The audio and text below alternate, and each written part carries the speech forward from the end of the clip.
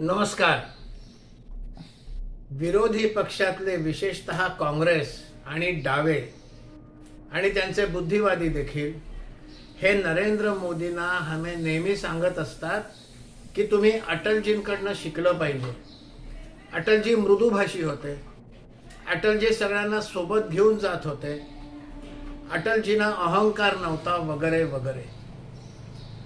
पण मग विरोधी पक्ष नेत्यांना देखील हे सांगितलं पाहिजे की मोदी काय शिकतील नाही शिकतील भाग वेगळा, तुम्ही लोकांनी अटलजींकडनं बरंच काही शिकण्यासारखं आहे. अटल बिहारी वाजपेयींची राजनैतिक कारकीर्द ही सत्ता पक्षात कमी आणि विरोधी पक्षात जास्त गेलेली आहे.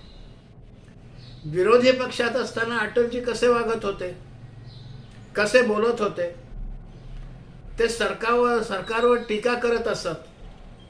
पण आत्ता जसं Rahul Gandhi angry young man सारखं बोलताना दिसतात, तसं ते अँग्री यंग मॅन सारखे कधीच बोलत नसत. पण योग्य ती टीका करत असत, प्रभावी शब्द वापरत असत. खालच्या पातळीचे शब्द त्यांनी कधी वापरले नाहीत. एकदा त्यांनी विरोधी पक्षात असताना लोकसभेच्या अध्यक्षांशी त्यांची बाचाबाची झाली. खरं तर अध्यक्षांची अशी बाचाबाची करण्याची पद्धत नाही. अध्यक्षांचं म्हणणं हे अंतिम असतं. पण दुसऱ्या दिवशी अटल बिहारी वाजपेयींनी लोकसभेमध्ये, काल माझ्या हातून असं घडलं, रागाच्या भरात मी बोललो असं म्हणून त्यांनी दिलगिरी व्यक्त केली, क्षमा मागितली. आजचे विरोधी पक्षातले लोक हे तर राज्यसभेच्या अध्यक्षांनी आमची माफी मागितली पाहिजे, लोकसभेचे अध्यक्ष कसे चुकीचे वागतात, त्यांच्यासमोर कसे झुकले, माझ्यासमोर कसे नाही झुकले, अशा प्रकारे करतात, बोलतात. लोकसभेच्या अध्यक्षांनी वारंवार सूचना करून देखील त्यांच्या सूचना फेटाळून लावतात, हे आपल्याला दिसत आहे. त्यामुळे अटलजींचे एक संसद सदस्य म्हणून गुण हे विरोधी पक्ष नेत्यांनी सुद्धा घेतले पाहिजेत असं वाटतं. आपल्याकडे सर्जिकल स्ट्राईक झाले आणि नंतर बालाकोटचा एअर स्ट्राईक झाला. पण त्याही वेळेला विरोधी पक्षांनी त्याचे पुरावे मागितले.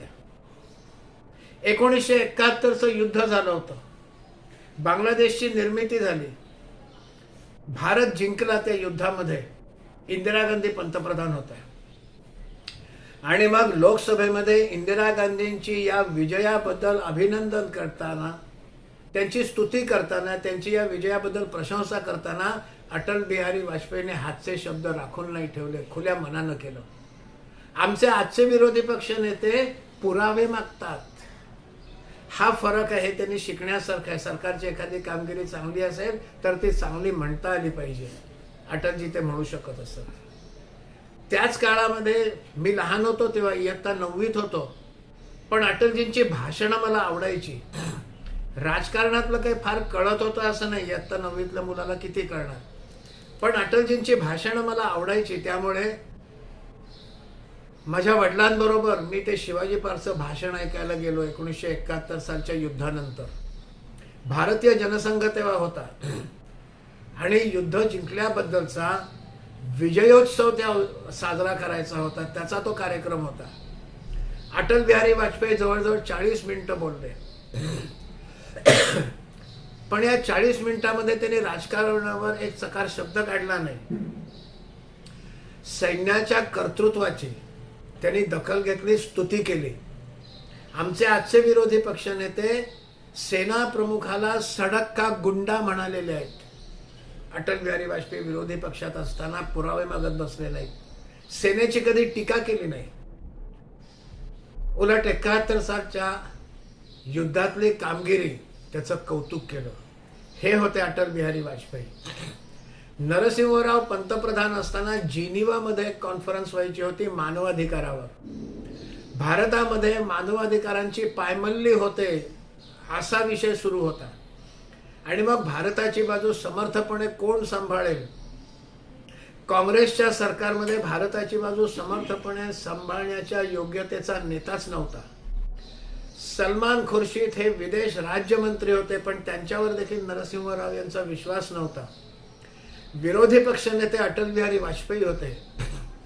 मोरारजी देसाई सरकारमध्ये अटल बिहारी वाजपेयी विदेश मंत्री म्हणून त्यांनी काम केलेलं आहे.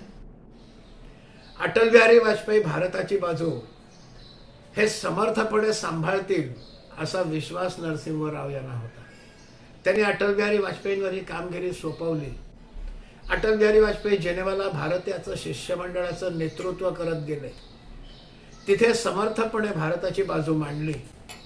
अनेक देशांच्या आलेल्या प्रतिनिधींशी चर्चा केल्या, नेमकी परिस्थिती काय आहे हे समजावून सांगितलं आणि मानवाधिकाराच्या विरोधात भारताविरुद्ध जो प्रस्ताव यायचा होता तो प्रस्ताव शेवटी आलाच नाही, ते अटलजींच्या प्रयत्नांमुळे.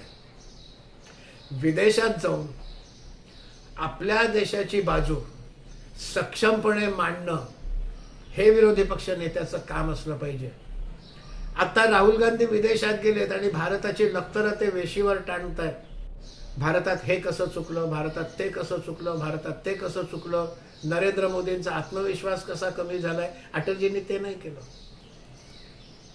लोकांना आश्चर्य वाटलं. सामान्यपणे सरकारची या बाजूचं नेतृत्व सरकारमधलंच कोणीतरी करतं. इथे सरकारच्या शिष्टमंडळाचं नेतृत्व करत होते विरोधी पक्षातले नेते. हे विशेष होतं. हे अटलजी होते. त्यामुळे नरेंद्र मोदींनी अटलजींपासून काय शिकलं पाहिजे हे जगाला सांगण्यापेक्षा विरोधी पक्षातल्या नेत्यांनी अटलजी विरोधी पक्षात असताना कसे होते हे बघून त्यांनी पुष्कळ काहीतरी शिकलं पाहिजे असं वाटतं. हा व्हिडिओ पसंत पडला असेल तर शेअर करा, लाईक करा आणि चॅनल सबस्क्राईब करा. धन्यवाद.